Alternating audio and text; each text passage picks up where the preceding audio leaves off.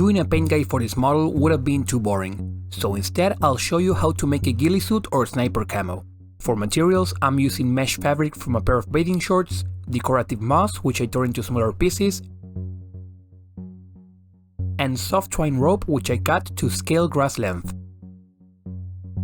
The first step was to cut the mesh to size to make it easier to handle. I have seen people use cheesecloth instead, but I had this fabric saved on a drawer and it worked just fine. After applying some PVA on the model and laying down the fabric, I worked it into shape with a brush soaked with diluted PVA. The reasoning behind this step is to break up the human shape to add more practical realism, but feel free to skip it if you just want to add some cool texture to your model. Once it was dry, I cut the excess.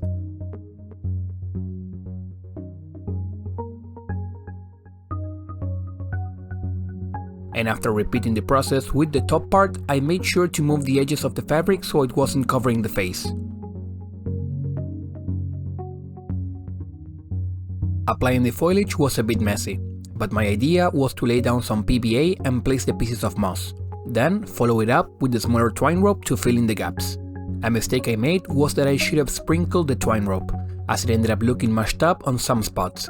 It didn't detract from the overall look, but can be noticed in close inspection.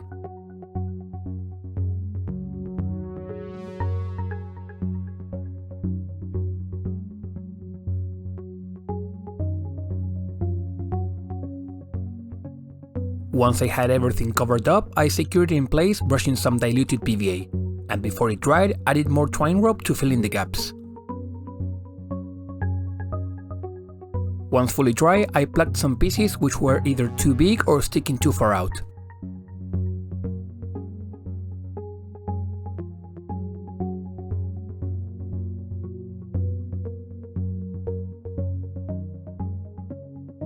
I kept the paint job simple, beginning with a spray of olive drab. To paint the coat, I mixed in some khaki into the olive drab and stippled it over the raised folds using an old brush to create some easy texture. If you are enjoying the video thus far, a like, share or subscription are very much appreciated. And if you are a Trench Crusade fan, let me know in the comments what you'd like to see me paint next.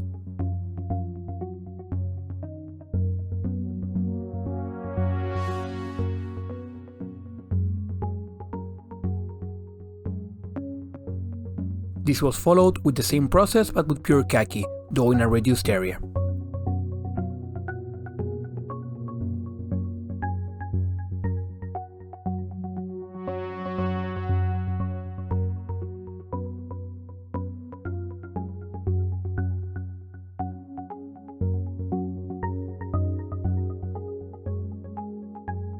For the face and beard, I began with a base coat to which I mixed in some olive drab so it would blend better with the overall look, and using the unaltered skin tone and grey, placed some highlights here and there.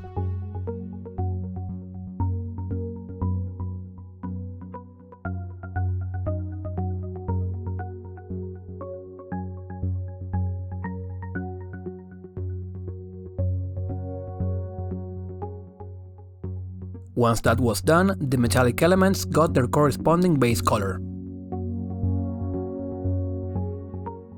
There is no need for a fancy paint job when we have such an eye-catching element like the Camo Cloak, but in order to break the flatness and take advantage of all the texture, I'll lightly overbrush some shades of green.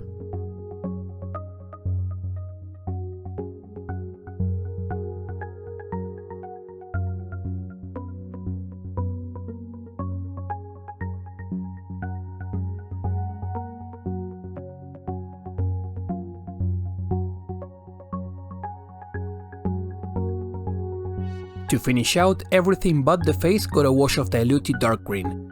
This will filter everything into the same shade as well as provide me with deeper shadows I was missing on the desaturated cloak.